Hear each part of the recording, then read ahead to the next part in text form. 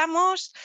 Primero de todo, como siempre, gracias a la Embajada de España en el Reino de Bélgica y a la UNED y por supuesto a Espasanté por crear este espacio en el que los profesionales podemos compartir un poco nuestro trabajo y con ganas, digamos, de compartir este tiempo con todos vosotros que habéis elegido hoy o en diferido estar este ratito con nosotros. Hoy vamos a hablar de la dislexia y quien más quien menos pues ha oído hablar de ella y lo relaciona con algún tipo de dificultad en la, perdón, en la escritura. Hay muchos mitos sobre la dislexia. No vamos a parar a hablar de cada uno de ellos, pero sí os he puesto aquí algunos para que a lo largo de la charla y con lo que os voy a ir contando, pues podamos reflexionar sobre si son ciertos, si no lo son, o si lo son con matices, porque no todo es blanco y negro, siempre hay algunos matices que son interesantes de abordar. ¿Y de qué vamos a hablar? Bueno, vamos a hablar en un primer momento, así como hicimos con el lenguaje oral, vamos a hablar del aprendizaje un poquito, ligeramente, no mucho, pero sí un poco para que tengáis un poco de idea de cómo se aprende a leer. Vamos a hablar de qué procesos psicológicos se dan cuando vamos a leer, cuando estamos leyendo. Vamos a centrarnos lógicamente en la dislexia, en qué es y cómo podemos diagnosticarla. Vamos a ver un poquito qué signos o algunos de los signos de alerta que nos pueden ayudar a prevenir las dificultades en el lenguaje escrito y finalmente, un poco, supongo lo que más interesa al final, qué tenemos que trabajar, cómo podemos trabajarlo y cómo podemos ayudarles, ya sea en clase, para si hay algún profesor, maestro por aquí, o las familias en casa. Empezamos pues por el aprendizaje de la lectura. Yo os he puesto aquí cuatro digamos, apartados. Uta Fritz en 1985 describió la etapa logográfica, alfabética y ortográfica que veis aquí. Y os he añadido el dar significado al escrito y os voy a explicar brevemente por qué.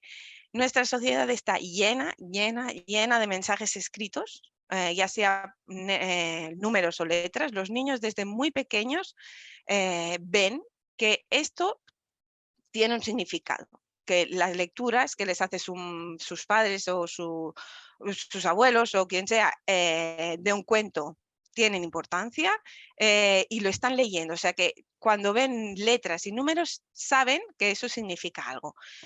Cuando cogen un yogur de la nevera y ven que pone Danone, ellos no leen Danone, ellos leen yogur.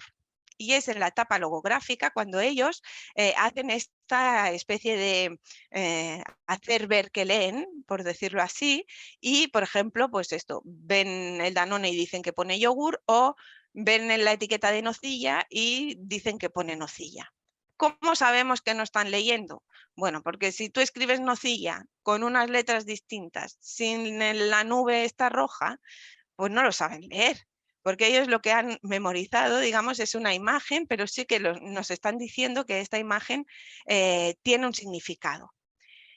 Muchas maestras de educación infantil aprovechan esta etapa entre los 3 y 4 años para empezar a trabajar el nombre de los niños y así muchos de ellos pues conocen que la M es la primera letra de su nombre, pero en cambio les cuesta un poco diferenciar pues que María y Marta son nombres distintos porque se parecen mucho visualmente. Si están escritos de la misma forma, pues para ellos son igual. Pasamos después a la etapa alfabética. En esta etapa, digamos que los niños ya empiezan a darle valor a cada una de las letras y empiezan a ver pues, las diferencias. Ya ven diferente María y Marta. Y finalmente, la etapa ortográfica, que es a partir de los 6 años, o sea, cuando ya dominan un poco las letras y todo eso, es cuando, además de aprender pues, el significado de las letras, aprenden que las marcas, por ejemplo, de género se escriben con letra distinta si es un niño o si es una niña. Para todo esto, para que se dé todo esto, es muy importante lo que llamamos las habilidades previas. Una de ellas, la memoria. Si no tenemos memoria es muy difícil de recordar el orden de las letras o qué significan las letras. La atención, hay que tener un mínimo de atención para estar concentrado en lo que estamos haciendo. Y el lenguaje oral son unos de ellos. El lenguaje oral es muy importante porque va a sentar la base de esta lectura y de la escritura. Y también, cuando ya son un poco más mayores, la conciencia fonológica, que es todo el hecho de jugar con los sonidos, de saber que las palabras están formadas por sonidos y que si cambiamos estos sonidos cambiamos las palabras. Y finalmente la correspondencia grafema-fonema, que es la correspondencia que hay entre las letras y el sonido al que corresponde. Os he hablado de la lectura y nos vamos a centrar esta charla en la lectura, pero hay que tener muy en cuenta, y si tenéis niños que están entre los 3 y los 6 años, veréis que lectura y escritura van de la mano. Siempre están, o casi siempre, van avanzando paralelamente. De todas formas, no nos cabía todo en una sesión, o sea que dejaremos la escritura para una próxima charla si hace falta. Vamos a hablar ahora un poco de los procesos lectores. Fernando Cuetos los describe en un libro muy interesante, si es que el tema o luego queréis interesaros un poquito más, que se llama Psicología de la lectura, y ahí está todo muy bien explicadito y he cogido un poco la idea para iros detallando poco a poco qué es todo lo que pasa desde que vemos la palabra hasta que comprendemos el significado de un texto. A pesar de que yo lo voy a ir explicando uno por uno, el funcionamiento no es lineal. Hay muchos autores que describen que el procesamiento de todos estos procesos, valga la redundancia, se realiza de forma simultánea. Es decir, unos a otros se van como corrigiendo o sirven para corregir el anterior y van activando el siguiente para ver si reconocen o no reconocen significados y palabras. Ahora lo iremos explicando, espero que quede claro. Decía que Fernando Cuetos describe dos tipos de procesos, los de bajo nivel y los de alto nivel. Empezamos por los de bajo nivel y empezamos por los perceptivo-visuales. Evidentemente, para leer necesitamos que haya una entrada visual. No vamos a entrar tampoco en cómo vemos las cosas, porque esto sería describir la fisiología de la vista y no tenemos tiempo, pero sí deciros que a la hora de leer es muy necesario primero ver bien. Si no es así, tenemos que ir a un oftalmólogo, esto por supuesto, pero después necesitamos que los movimientos oculares sean correctos. Cuando nos vamos leyendo un texto, nos da la sensación de que leemos todo seguido, por decir así. En realidad, los movimientos oculares van dando como saltos. Son unos movimientos que se aprovechan, digamos, se llaman movimientos sacádicos y aprovechan el movimiento para desplazarse por el texto y luego lo combinan con un punto de fijación. En estos segundos en los que estamos fijando la mirada, nuestro cerebro va a analizar lo que hemos visto. ¿Y cómo lo va a analizar? Va a analizar los rasgos de las letras, es decir, hay unas letras que bajan hacia abajo, unas letras que suben hacia arriba, que tienen forma curva o que tienen forma de palo, por decirlo así, y va a reconocer esa palabra que está escrita. ¿Cómo va a reconocer la imagen de la palabra?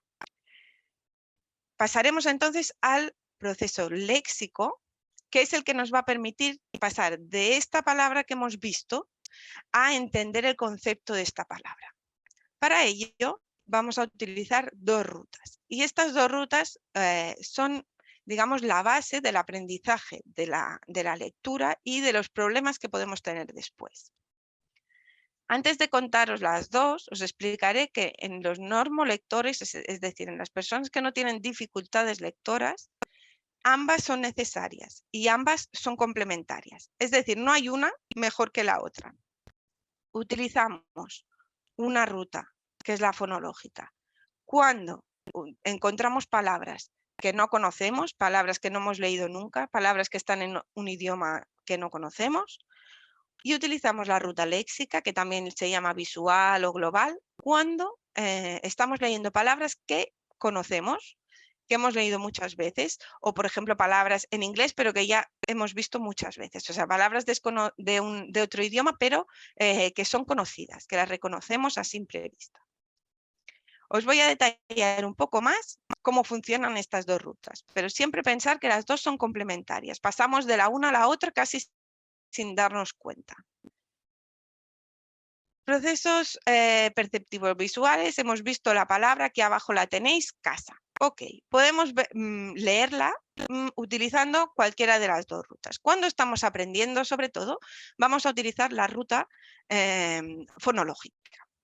En esta ruta fonológica vamos a necesitar pasar, o sea, ver, digamos, cada una de las letras por separado e ir decodificando una a una, diciendo en voz alta o intentando recordar el sonido que hacen para, una vez formada, encontrar en el almacén del léxico auditivo la palabra que se corresponde con lo que hemos leído. Es decir, vamos a hacer k, a, s, a, para entender casa, que estará almacenada auditivamente y nos va a dar el significado de esta palabra. ¿Esto cómo se hace? Para esto tenemos obligatoriamente que aprender las reglas de conversión grafema-fonema. Estas reglas se aprenden porque las letras son arbitrarias. Hay en algunos idiomas estas reglas, o sea, esta ruta es más utilizada que en otras. Por ejemplo, en el español. En el español casi, y digo casi, todas las letras tienen un único sonido. Por lo tanto, es una lengua que llamamos transparente o más transparente que otras y nos permite poder decodificar más o menos fácilmente a través de la ruta fonológica. La ruta léxica, visual o global, todo es lo mismo. ¿Qué es lo que va a hacer? En lugar de analizar letra por letra y sonido por sonido, lo que va a hacer es fijarse en la palabra como un dibujo, como una imagen. Va a ver esta palabra que es casa, la hemos leído muchísimas veces. Directamente puedo leer casa, no necesito leer a. Y en nuestro cerebro, por decir así, hay un almacén también con el léxico visual, que son las imágenes de las palabras. Y va a ser allí donde se va a activar la palabra casa que hemos leído tantas veces en lugar de la palabra caso o la palabra cosa, que también se parece mucho visualmente. ¿Qué pasa cuando los niños tienen algún tipo de dificultad en esta ruta, en la ruta léxica? Pues que a veces pueden leer cosa en lugar de casa, porque no están bien guardadas o no se les activa la palabra correcta.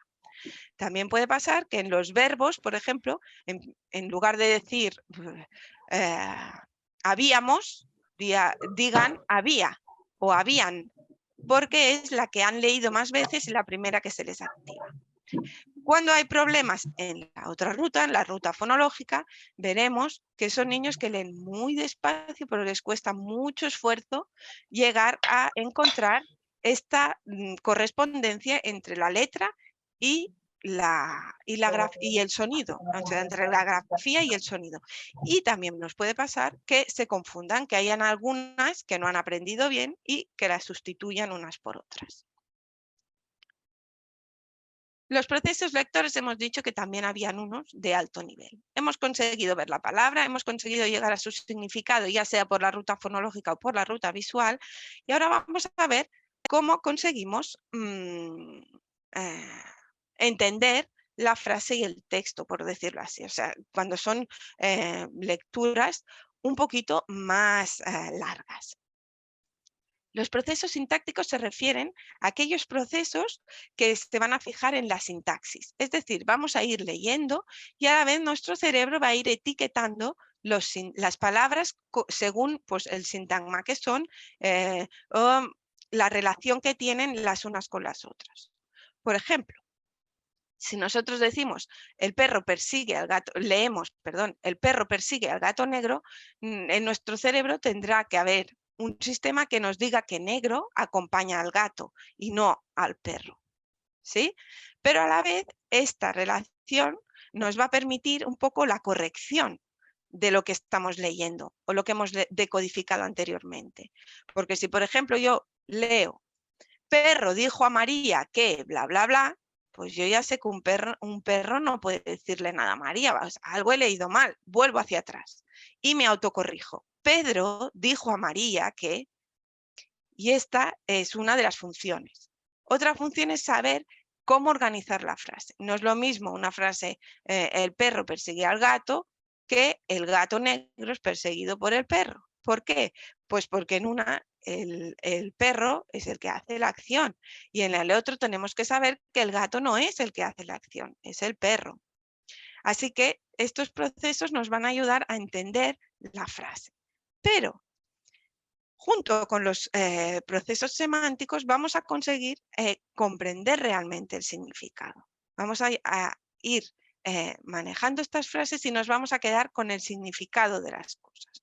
Por eso muchas veces el significado, digamos, nos queda como grabado, sabemos lo que hemos dicho pero no, o lo que hemos leído, pero no nos acordamos exactamente de qué estructura sintáctica hemos utilizado. ¿Por qué? Porque lo importante es quedarse con lo que quiere decir. Pero para ello se han descrito también la importancia de integrarlo en la memoria. La integración en la memoria lo que permite es hacer una relación con lo que estamos leyendo y nuestros conocimientos previos, por decir así. Esto es lo que nos va a permitir guardarlo en la memoria y extraer el significado correctamente. Cuando leemos, Pedro entró en la habitación, la puerta estaba abierta, nosotros tenemos que saber que la habitación tenía una puerta. Si no nos imaginamos que las habitaciones tienen una puerta, vamos a preguntar, ¿qué puerta está abierta? ¿De qué me está hablando? Todas las experiencias previas que tengamos nos van a ayudar a mejorar la comprensión. Y por eso, una de las bases de la lectura es el lenguaje oral, por eso y por otras cosas, pero si tenemos una buena base de lenguaje oral, si tenemos bastante vocabulario, si hemos tenido muchas experiencias en general, nos es más fácil comprender lo que leemos porque sabemos de qué va la historia, por decir así.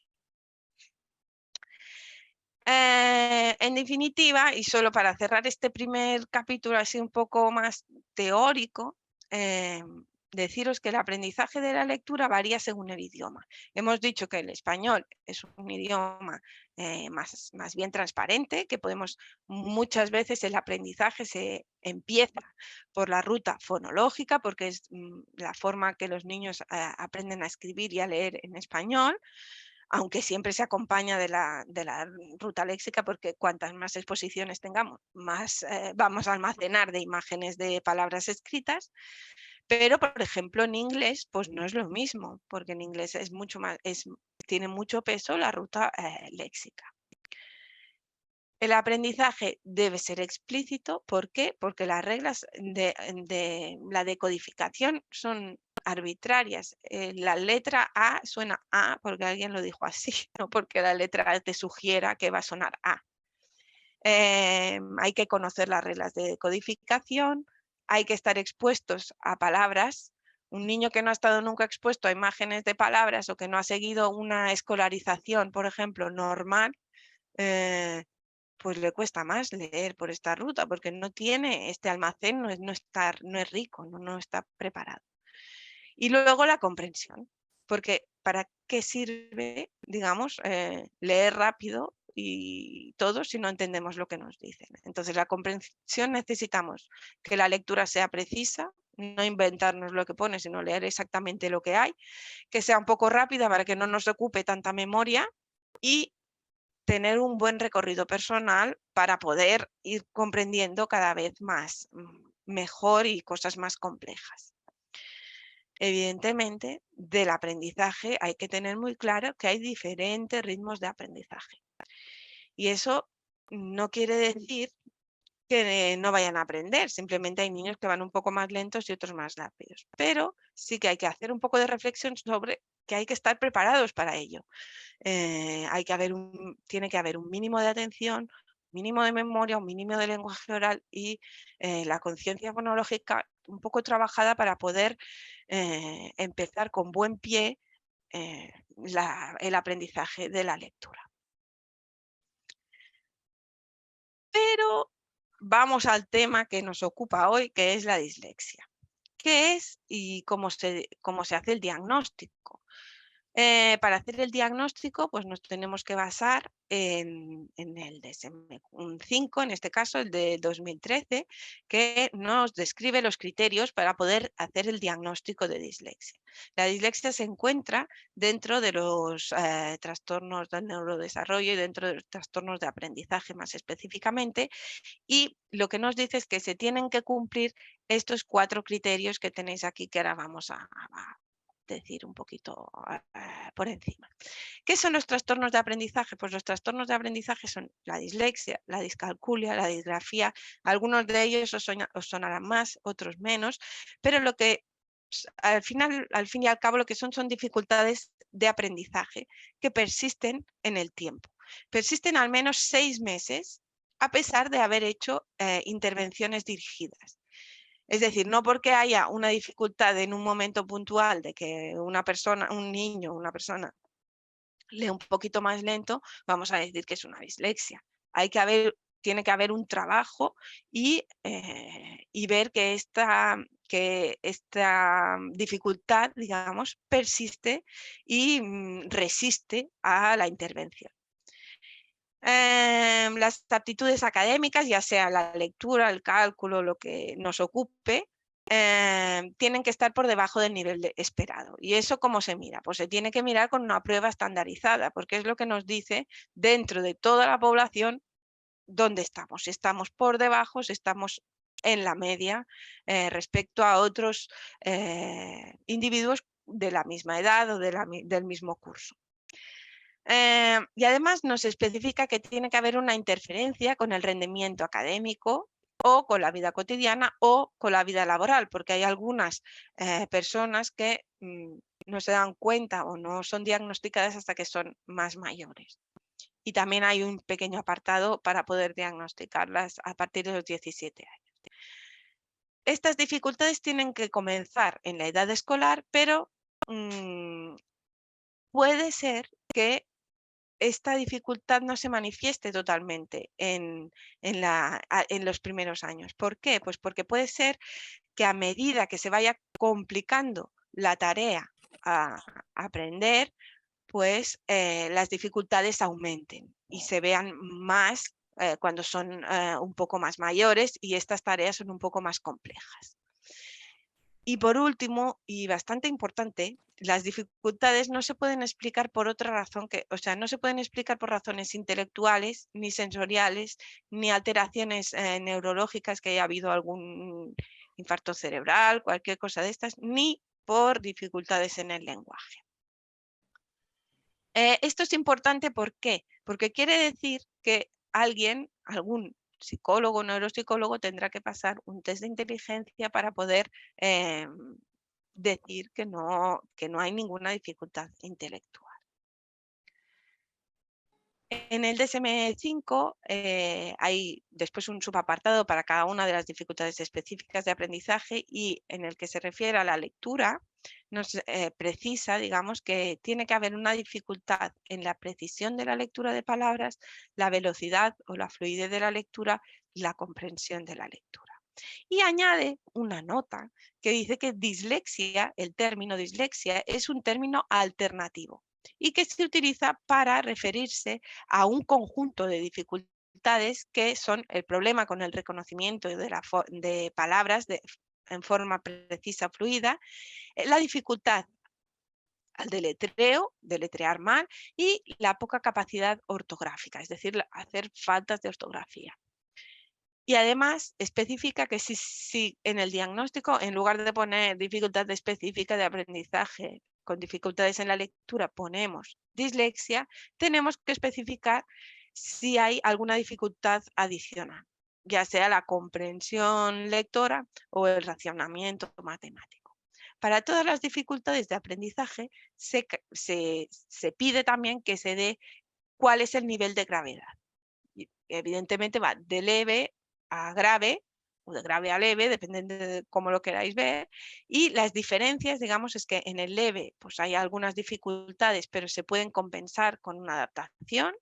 En el moderado las dificultades son más grandes y que ya requieren algún periodo de enseñanza más intensiva sobre esta dificultad, y además que pueden necesitar algunas adaptaciones pues en el colegio o en el trabajo o en la vida cotidiana. Grave ya es cuando hay las dificultades más intensas y se necesita una enseñanza más constante, intensiva, individualizada, con muchas adaptaciones, y que además, a pesar de todas las adaptaciones que haga, igualmente puede ser que haya algún, o sea, que exista todavía alguna dificultad. ¿Qué hemos dicho? Es un trastorno del neurodesarrollo, más concretamente un trastorno específico del aprendizaje de la lectura. Trastorno del neurodesarrollo quiere decir que ha habido en el desarrollo neuronal, o sea, en el desarrollo del cerebro, por decir así, hay alguna cosa que se ha desarrollado de forma distinta a lo que es habitual. Y, por ejemplo, pues se puede ver en estudios hechos con resonancia magnética funcional que cuando lee una persona disléxica o cuando lee una persona normolectora, se activan unas áreas distintas del cerebro.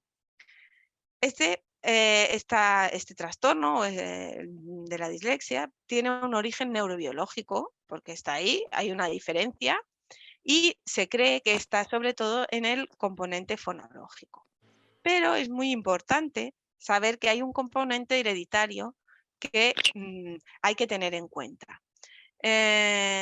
Por eso, si estamos sospechando de algún niño que tiene dificultad de lectura y en la familia hay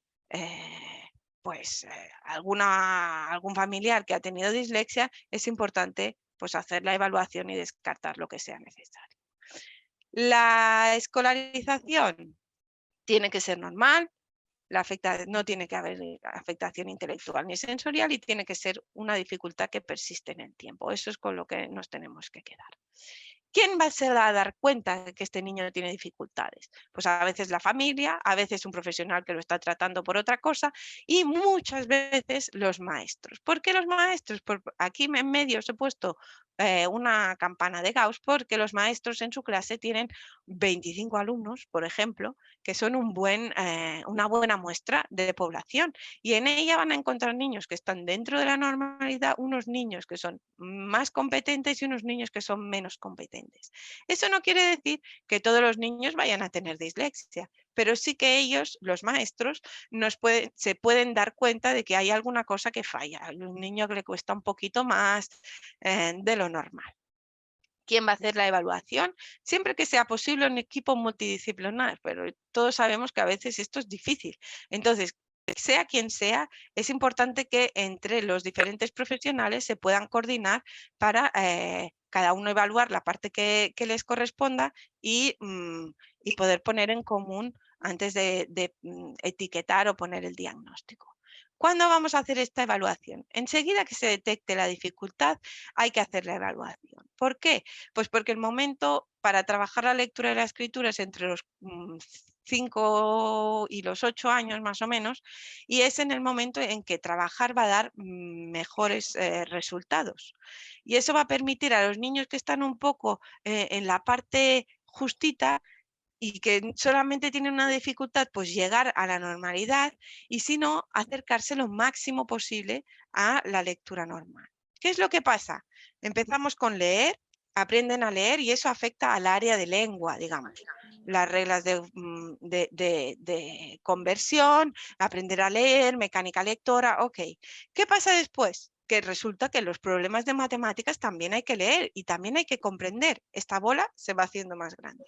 Cuando llegamos a que en las asignaturas de descubrimiento del medio o descubrimiento del mundo se tienen que leer un párrafo o 2 párrafos sobre un tema, pues esta bola se va haciendo más grande. Cada vez afecta a más asignaturas y la sensación de fracaso pues puede aumentar.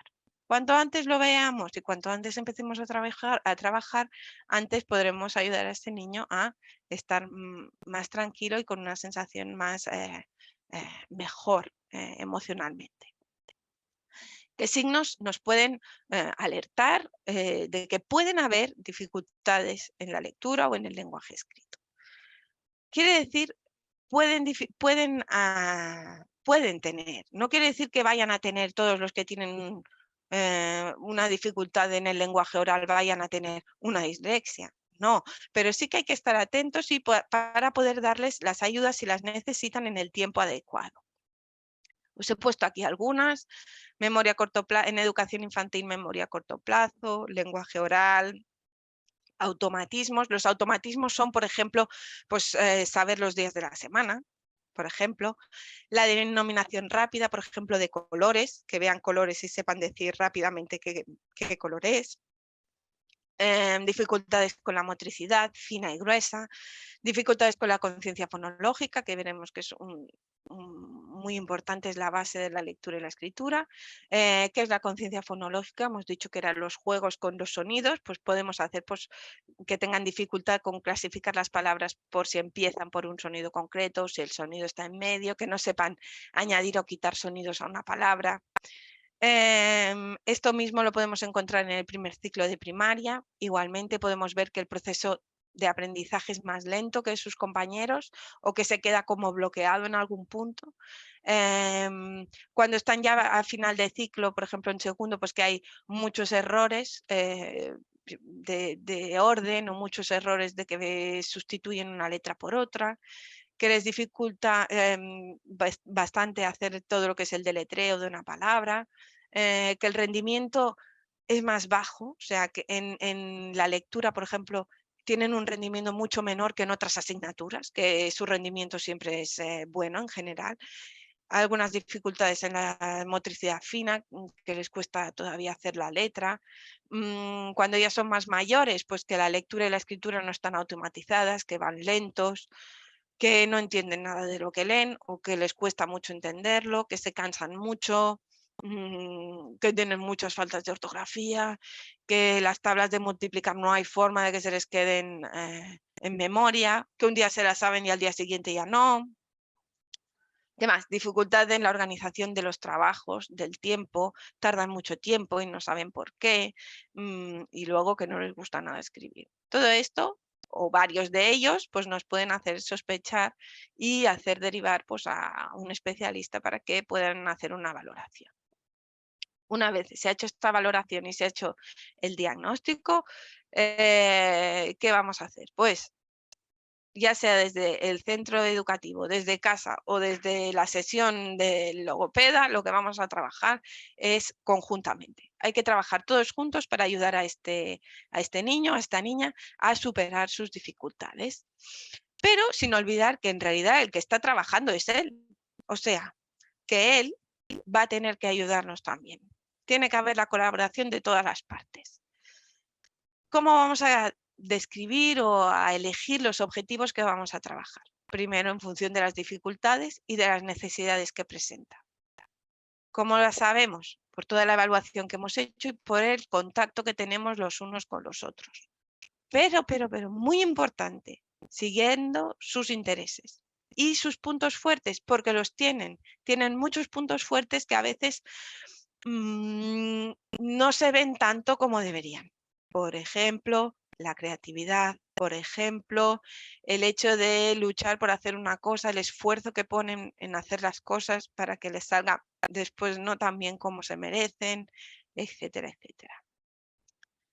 ¿Qué objetivos vamos a poner? Pues hablando específicamente de lectura, pues vamos a poner seguramente objetivos sobre conciencia fonológica, sobre la ruta fonológica, la ruta visual y la comprensión lectora, y también seguramente sobre otros aspectos. Todo esto variará en función del niño y lo trabajaremos lógicamente de forma distinta, cada uno con sus armas va a pensar cuál es la mejor manera de poder ayudar a este niño. Pero ¿Qué es lo que tenemos que tener siempre presente? ¿Qué objetivos tenemos? ¿Qué es lo que vamos a trabajar si decimos que vamos a trabajar la conciencia fonológica, por ejemplo?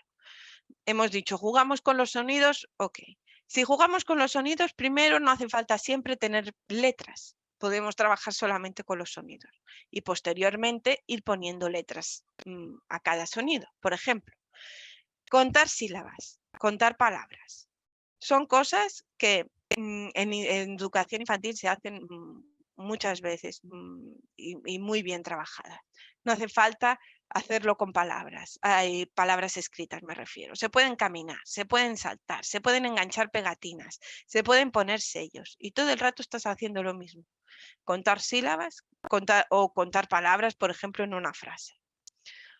Poner y quitar o cambiar sonidos o buscar sonidos para formar palabras. Pues lo mismo, no hace falta que sea con letras, puede ser con cualquier tipo o sea, con cualquier tipo de ejercicio que nos esté pidiendo, pues que a partir de una sílaba pues busquemos palabras, que a partir de una palabra podamos encontrar otra. Por ejemplo, si decimos la palabra sal y le cambiamos el sonido A y le ponemos el sonido O, ¿qué nos quedará?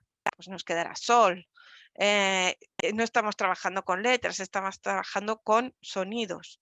¿Que hay algunos niños que les va mejor tenerlo delante para poder imaginarlo? Pues también es posible. Eso será dependiendo un poco de cada niño.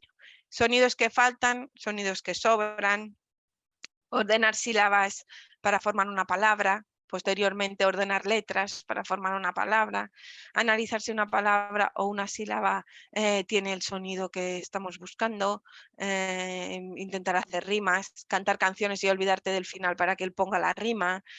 Dependiendo de si al niño le gusta cantar, pues esto es una buena opción. Intentar asociar imágenes con la palabra que estamos rimar una imagen que ve pues con una palabra que le decimos oralmente o con las palabras escritas, intentar analizar por ejemplo palabras, intentar saber qué sonidos oímos cuando decimos la palabra sol o qué palabra formamos si decimos los sonidos s o l, este tipo de cosas. Todo lo que sea jugar con sonidos, pues les estará ayudando. Y no siempre es tan fácil, porque estos niños precisamente tienen un déficit en estos aspectos fonológicos. Para mejorar la ruta fonológica. ¿Por qué la queremos mejorar? Para mejorar la precisión, que lean lo que ven, que está escrito. ¿Qué es lo que queremos también? Que este reconocimiento sea ágil y vaya más o menos rápido.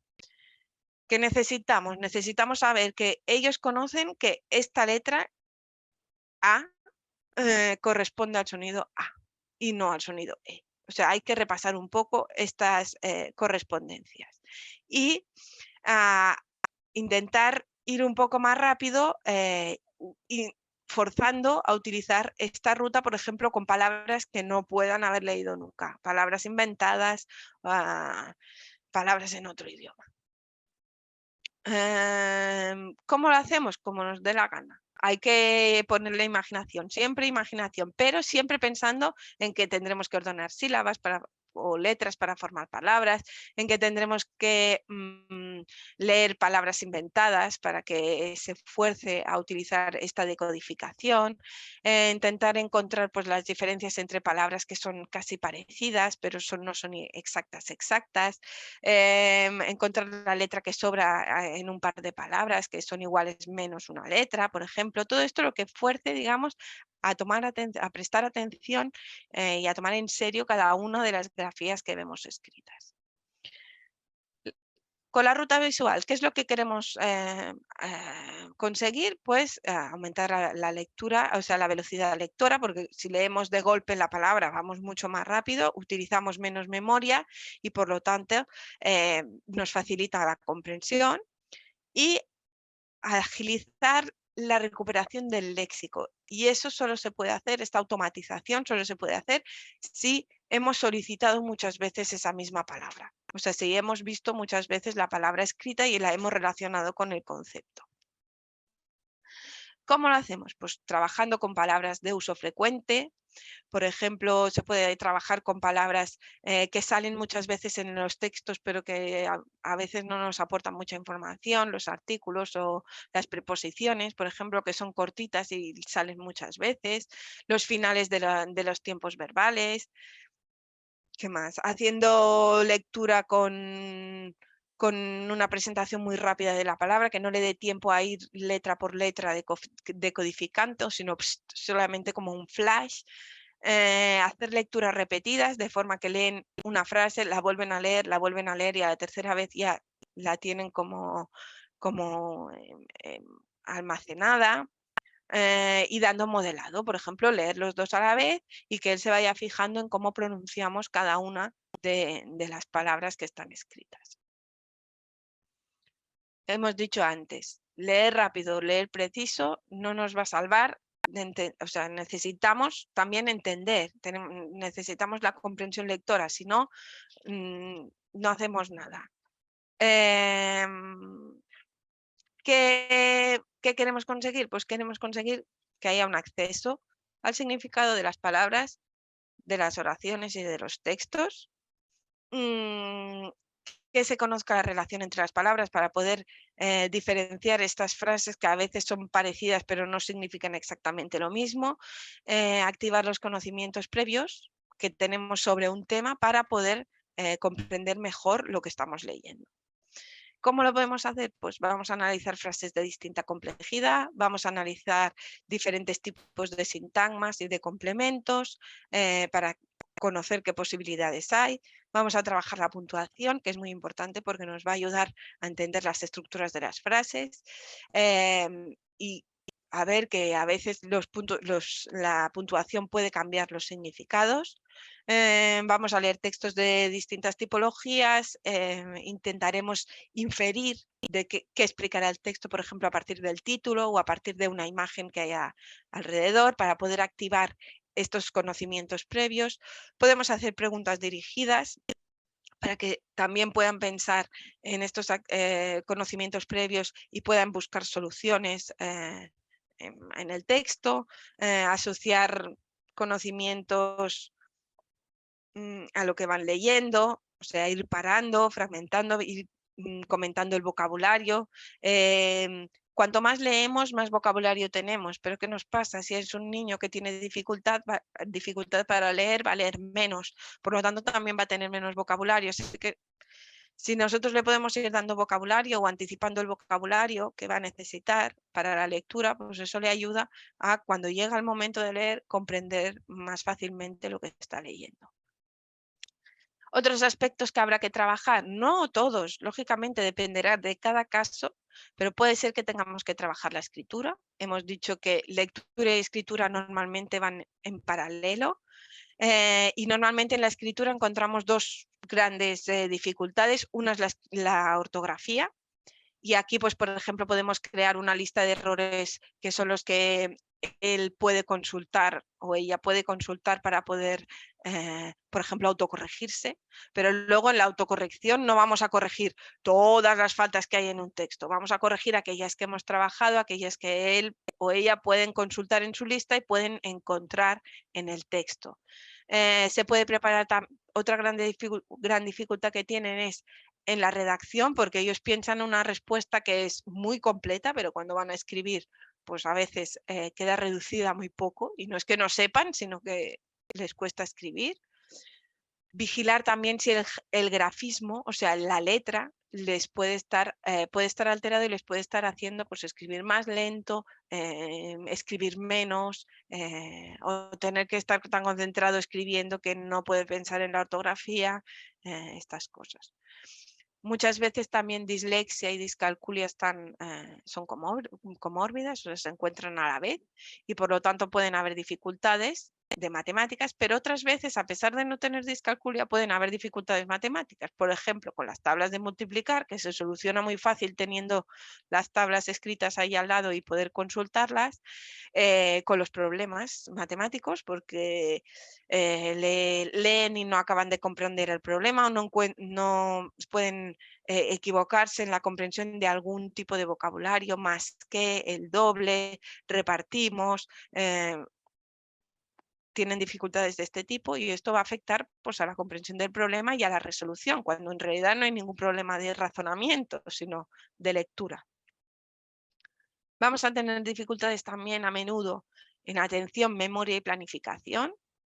Para ello, ¿qué recomendamos? Pues, por ejemplo, realizar actividades que sean cortitas, fraccionar las lecturas que son muy largas, porque les está costando leer y si les pones un texto súper largo, pues se marean antes de empezar. En cambio, si se lo vas dando por párrafos, pues normalmente pueden mantener la atención y pueden leer correctamente y comprender, que es lo que nos importa, ese párrafo. Organizarse el tiempo también es una de las habilidades que les falla normalmente, y la parte de lateralidad. La coordinación o la orientación espacial, la direccionalidad de las letras y los números a veces también está un poco alterada. Y sobre todo, lo he puesto más grande, hay que vigilar el nivel de autoestima, porque estos niños son niños que trabajan mucho y recogen poco, normalmente. Y eso, hay momentos en que lo llevan muy bien y ven que evolucionan un poco, pero están muy contentos y siguen trabajando, pero hay un momento que quedan como estancados y aunque van mejorando, ellos no se dan cuenta y el desánimo se instala. Y el desánimo lleva a no querer trabajar y entramos en un círculo un poco negativo que les hace sentirse muy frustrados. Y por ello es importante ver que hay días más buenos, hay días menos buenos, pero también que va a épocas. Hay temporadas buenas y hay temporadas menos buenas. ¿Cómo podemos ayudar en clase? En clase podemos entregar materiales que tengan una letra más grande, más clara. Siempre se ponen, por ejemplo, la letra Arial o la Verdana, utilizar negritas, colores que destaquen las palabras más importantes, complementar un poco el texto escrito con materiales más visuales, imágenes, fotos, gráficos, esquemas. Cuando vamos a evaluar, pues tener en cuenta las respuestas orales como complemento de las respuestas escritas si vemos que puede saber más de lo que ha escrito. Fomentar la evaluación por inteligencias múltiples, es decir, que tengan que demostrar no solamente de forma escrita lo que han aprendido, sino, por ejemplo, ¿por qué no haciendo una maqueta, haciendo un dibujo, haciendo un esquema, explicando una exposición oral, etcétera? Leer y asegurarse que entienden los enunciados de los ejercicios, sobre todo si estos forman parte de la evaluación, que saben lo que se tiene que hacer. Y en general, pues pedirle un poco la opinión al alumno, sobre todo cuando son más mayores, sobre qué es lo que necesitan y cómo les podemos ayudar, porque a veces nosotros con muy buena voluntad le damos una hoja escrita con unas letras más grandes porque le va a ser más fácil y él se siente fatalísimo porque no quería ser diferente a los demás. Entonces, hay que encontrar un poco el punto medio entre ayudarles lo que es la teoría y ayudarles lo que ellos necesitan de verdad. Hay niños que no quieren leer nunca en voz alta, ok, hay otros niños que quieren leer en voz alta porque no quieren ser distintos, pero entonces diles que van a leer, que se lo puedan preparar un poco, este tipo de cosas. Reducir el material que tienen que copiar, los enunciados a veces no hace falta copiarlos, reducir el número de ejercicios repetitivos porque ellos dedican mucho esfuerzo a cada uno de ellos y a veces no hace falta estar 2 horas haciendo deberes. Y sobre todo, dar refuerzos positivos y tener en cuenta que cada pequeño cambio vale la pena. En casa, Alba, dime, estamos un poco perdón, llegando a la ya hora. está, es la última esta. Ah, vale, vale. Que Ponía 31, pensé que estábamos en no, la no, no, no, 21. no, no, no, Vale, no. vale. Perfecto, entonces. Nada, ¿Cómo ayudar en casa? Pues aprovechando cualquier interés que tengan. Nos da igual si son Pokémon, si son una serie que está viendo o si es el WhatsApp para enviarle mensajes a su abuela. Nos da igual, lo que sea, todo lo que sea leer y escribir le va a ayudar. Todo lo que sea jugar con sonidos le va a ayudar. ¿Le gusta jugar al veo? Veo, perfecto. ¿Le gusta hacer rimas divertidas y burlarse un poco de la familia? Pues bien, también, si eso no produce ningún problema familiar. Hacer listas, buscar, yo qué sé, hacer búsquedas del tesoro con tipo gincanas ahí, con mensajitos, dejar mensajitos de buenos días, de buenas noches debajo de la almohada y que él tenga que compartirlos o que leerlos con otro, darle mensajes para que se lo pase a papá o a mamá o a la abuela y luego al revés. Todo nos sirve, no hay ningún veto, digamos, mientras él se lo esté pasando bien y sea un tipo juego. Para estudiar, porque claro, tienen que hacer deberes, bueno, buscarle un sitio que sea tranquilo, acompañarle en la lectura de los enunciados, que eso no le agobie, confirmar que está entendiendo lo que va a hacer y si se puede, pues ayudarle a estudiar según sea su estilo de aprendizaje. Habrá niños que les irá bien pues hacer esquemas y que sea todo visual y colorines y tal, perfecto. Habrán otros que les irá bien pues grabarse un audio explicándose la lección y luego volvérsela a escuchar. Y habrán otros que necesitarán hacer alguna cosa para aprender. Sea lo que sea, hay que conocer un poco a nuestros hijos e intentar ayudarles de la forma que a ellos les vaya mejor. Y finalmente, para apreciar la lectura, porque todos los padres o muchos de los padres me dicen, pero es que nunca le va a gustar leer. Bueno, pues eso no es cierto. Puede ser que nunca le vaya a gustar leer, pero puede ser que si les acompañamos pueda gustarle, aunque no sea leyendo ellos. Y aquí lo que es muy importante es dejarles elegir. Y si son un manga, pues es un manga. Y si es un cómic, es un cómic. Pero lo importante es que le guste. Y si le gusta un libro de su edad, pero resulta que él no puede leerlo, pues le acompañamos y leemos nosotros. Porque claro, a veces lo que a ellos les gusta de interés, pues no tiene el nivel adecuado. Pues tenemos que adaptarnos de alguna forma. Lo importante es compartir. Que ellos leen un libro pequeñito que les ha gustado mucho, pues tú te lo lees y luego dices, pues sí, me ha gustado este aspecto, el otro, no sé qué. O sea, intentar no machacar, sino compartir y pasarlo bien. Para acabar, si hay una dificultad, si se detecta una dificultad, hay que evaluarla. No hay que sufrir, no todas las dificultades son dislexia. Cuanto antes empecemos a trabajar, antes veremos si se resiste o no a este tratamiento. La dislexia afecta más aspectos del individuo que solamente la lectura. Si realmente es una dislexia, hay que saber que el camino es largo, pero con el tiempo y el trabajo se adquieren muchas competencias que después les irán muy bien. Y que cuanto más mayores son, menos se ven estas dificultades. Y como siempre, hay un montón de famosos y de pequeños genios o grandes genios que se ha demostrado que habían sido disléxicos o han sido disléxicos o son disléxicos. Así que no hay que tener miedo, que todo va a salir bien. Y nada, si hay alguna duda o cualquier detalle, pues aquí tenéis mi mail y mi teléfono, cualquier cosa, no problem. Muy bien, muchísimas gracias, Alba. Vamos a aprovechar para esas dudas, porque esto Exacto. se ha ido animando, que parecía que venían 2 o 3 Ay, ay, ay, personas. Y ya tenemos aquí más de 16 personas que se han unido a lo largo de esta conferencia, que ay, me ay, ay. Bueno, parece mejor me parece así. interesante. Me indica que quizá tenemos gente deseando preguntar o comentar. A ver, Vamos a dejar de compartir pantalla si quieres. En el sí, sí, chat sí. podéis ahora poner por escrito vuestras preguntas o quien quiera levanta la mano. Ya tenemos una persona, Maca, que levanta la mano. Si queréis quitar vuestro micrófono voluntariamente, estupendo. Si no, lo ponéis en el chat, no hay ningún problema. Tenemos el chat abierto también, por si acaso. Bueno, empezamos con Maca, que tiene una manita levantada. Si quieres poner tu micrófono. Hola, buenas noches.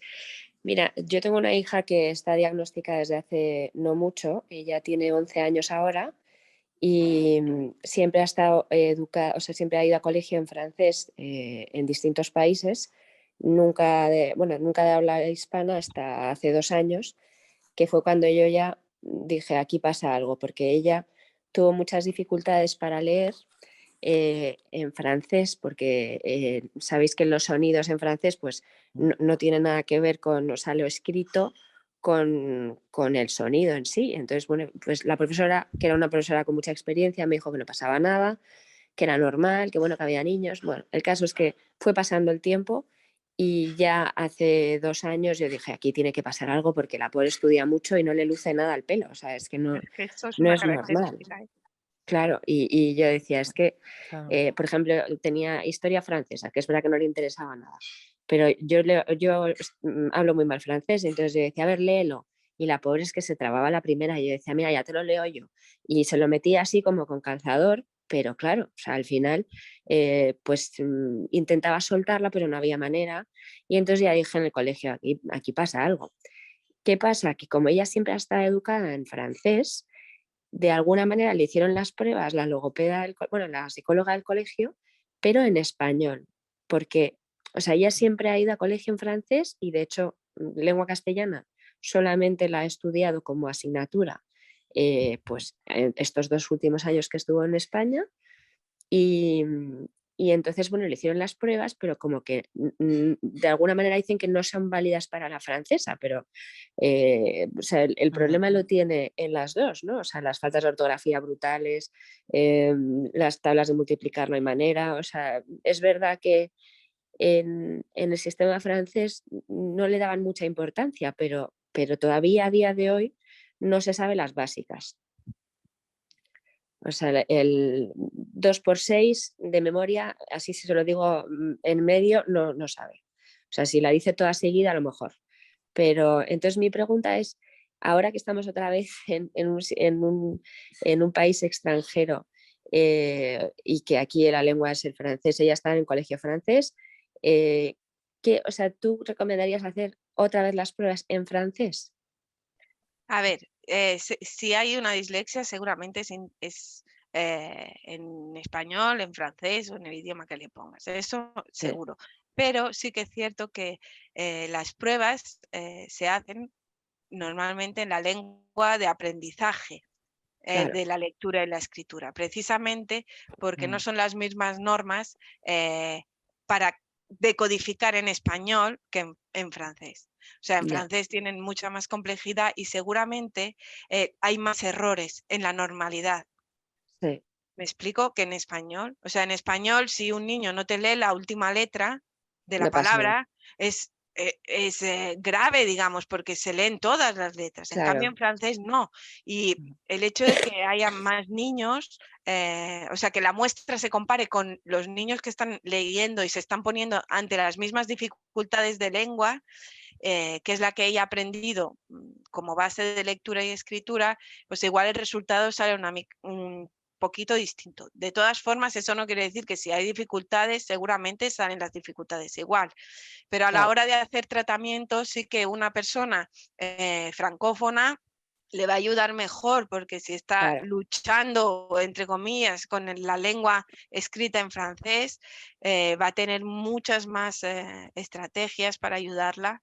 Y luego ella le preocupa, o sea, yo quería como que ella viera esta exposición porque ella tiene Claro. un horror, o sea, le da horror. Yo la estuve llevando un tiempo a ver a una psicóloga que teníamos y vamos, iba dando, o sea, que no quería ir, le parecía ridículo, porque es verdad que luego no le va mal, o sea, ella estudia, no le da para, o sea, es una cosa leve, yo creo, pero aún así, pues va bien, pero claro, le cuesta, o sea, le cuesta horrores. Y en este colegio que estaba en Madrid, pues empezaron a hacer estas cosas, de leerle los enunciados, de ayudarle un poco, ¿no? O sea, sin cambiarle nada grave, pero bueno, ahora ya está en secundaria aquí, porque aquí está en sexto y ya aquí es secundaria, y entonces aquí pues será más difícil.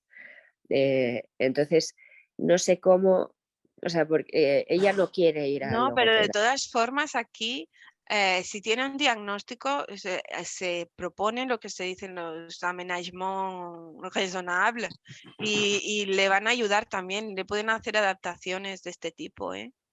Claro, claro, Lo que no, pasa es es que la tiene que idea. ser un profesional el que describa un poco las adaptaciones que cree que le pueden convenir, que le pueden ir bien a Claro, ella y hablan con el colegio, con el centro educativo y ellos normalmente se ponen de acuerdo y puede recibir algún tipo de ayuda, muy igualmente. bien. O Fenomenal, sea, pues yo o sea, yo por las ayudas y todo lo que pueden tener, yo creo que es mejor que lo hagáis, aunque sea volver a sí, pasar por sí, pruebas y todo, porque no es ahora, ahora tiene 11 años, igual ahora todavía ella puede ir a base de mucho esfuerzo sacándolo, pero tenéis que pensar que cada vez va a tener que tomar apuntes más rápido y sí, tener sí, que hacer textos más largos y tener que leer cosas más largas y si alguien sabe que tiene esta dificultad en el colegio, pues le van a ayudar. Y si nadie lo sabe, porque no van a tener en cuenta seguramente un informe que se ha hecho en España, claro, pues ella lo va a pasar peor. claro, fenomenal. Y bueno, sí, el tema de la letra, por ejemplo, también ella tiene muchos problemas con la letra. Y bueno, pues hacemos caligrafía, pero bueno, pero se cansa, es verdad que le cansa mucho el escribir. Bueno, es que tenéis que pensar que cuando hay una dificultad, ellos intentan estar 8 horas a tope en el cole y cuando llegan a casa también necesitan un poco de relax, Sí, sí, sí, sí, porque si no es presión sobre presión, pero ¿qué les pasa? Llegan a casa y tienen deberes. Vuelve otra vez a concentrarte. No puede ser que la letra les salga claro, tampoco perfecta si claro, es que tampoco, si no se les da bien. O sea, son días muy largos claro, los de la persona disléxica, sobre todo cuando está estudiando. Después ya se van encontrando ellas maneras de compensar y de estudiar escribiendo menos y todas estas cosas que les ayudan a simplificarse las tareas, claro. pero el día es largo. Pues muchísimas gracias, por Gracias, Alba. Tenemos aquí unas preguntitas en el chat, ¿vale? De otra persona que dice si algunos aspectos de la dislexia se pueden trabajar con psicomotricidad. Y luego añade si un niño puede leer muy bien y ser disléxico. Bueno, la primera de la psicomotricidad, sí, claro, depende del tipo de dificultad que tenga. Normalmente cuando es una dificultad específica de la motricidad y todo esto llamamos disgrafía motora, pero sí, hay que trabajar la motricidad porque tiene que ver con el movimiento de la muñeca y todo el movimiento con el hombro, y sí, hay que trabajarlo. Después hay la parte de orientación espacial que a veces también puede estar afectada y trabajando psicomotricidad pueden ayudarle también. Eso dependerá del tipo de dificultad que tenga. También podemos encontrar disléxicos que no tienen ningún tipo de dificultad en la motricidad, ¿eh? O sea que Claro. eso cada uno es un poco amplio. Y la segunda era si pueden Puede leer leer muy rápido bien, muy y no bien. entender. No, se puede leer muy bien y ser disléxico, es la pregunta. Vale. Se puede leer muy bien y ser disléxico. Si nos fijamos en la descripción esta que hacían en el DSM-5 de la notita de que dislexia, la palabra dislexia se refiere a que hay errores de precisión, de deletreo, de ortografía y de velocidad, pues no usaríamos dislexia, pero sí que hay trastornos del aprendizaje, de la lectura, que pueden leer bien y no entender nada de lo que leen y esto también está contado como un trastorno Claro. de la lectura. Vale, tenemos alguna preguntita más aquí. Dice, hola, mi hijo de 7 años tiene dificultades en el colegio. En el colegio dicen que hay que hacerle esperar a la mitad del segundo año de primaria para evaluar dislexia. Yo dudo porque oigo que es mejor diagnosticar pronto, pero me preocupa hacerle demasiadas pruebas, le pueda afectar o le afecte a la autoestima. Vale, hay dos cosas diferentes. Una cosa es hacer una evaluación y empezar a trabajar dificultades que se ven, esto cuanto antes mejor. La etiqueta de dislexia no la podremos poner hasta que no tengamos, digamos, por cierto, que él ha hecho un periodo de aprendizaje y que esta dificultad que tiene resiste a este aprendizaje. Entonces, si está en primero, ¿no? Entiendo que está a principios de primero. 7 años, Vale, sí. y ven dificultades, es mejor que alguien le evalúe y diga, pues mira, le cuesta, yo qué sé, lo que sea, X. Vamos a trabajarlo para darle una ayuda. ¿Por qué? Porque si simplemente es una dificultad, esta ayuda primero le va a hacer sentir mejor. Va a estar siguiendo mejor las cosas nuevas que se van explicando en clase. Para él va a ser mejor, pero etiquetar de dislexia no van a poder porque igualmente se necesita un tiempo de trabajo específico para poder poner la etiqueta de un trastorno de aprendizaje. Entonces, le harán pruebas, pero no se le hará un diagnóstico directamente. Primero hay que trabajar un tiempo y ver que a pesar de trabajar, no hay la mejora que se esperaría. No sé Dice, si... dice que empieza segundo ahora, no Vale. primero. No sé si eso Bueno, cambia tu respuesta en algo. no cambia, porque hasta finales de segundo no le van a decir un diagnóstico, pero igualmente si no trabaja, si no empieza a trabajar un Trabajar ya. poco, el curso de segundo lo va a ir perdiendo porque cada vez va más rápido. Claro. O sea, en el curso de primero empiezan sonido por sonido, letra por letra, y luego vamos a decir palabras y luego ya empiezan con la frase, pero es que en segundo ya son palabras, pero frases y van a acabar casi con párrafos. Claro. Si él ya va perdido en el primer paso, se va a ir perdiendo en los otros. En cambio, si alguien le puede dar una ayuda, igual consigue pues ir acortando esta distancia y la evolución es buena y después no es una dislexia, sino simplemente una dificultad que se ha perdido en algún momento Claro. y ya está. Hay que decir que muchos de los niños, perdón, que ahora están en segundo, han pasado los años de confinamiento, o sea, los años de educación infantil en confinamiento. Y eso ha hecho daño también. Decíamos en el lenguaje que había afectado a los peques, pero a los que son más mayores también les ha afectado, porque no es lo mismo trabajar con ciencia fonológica con las maestras en clase y con los demás compañeros que estar en casa viendo una pantalla y, claro. y cantando una canción. Es que no es lo Exacto. mismo. O sea que hay algunos niños que el año pasado cursaban primero que tienen dificultades y no tiene por qué ser dislexia, sino que la base no era buena para Claro. construir toda la lectura y la escritura.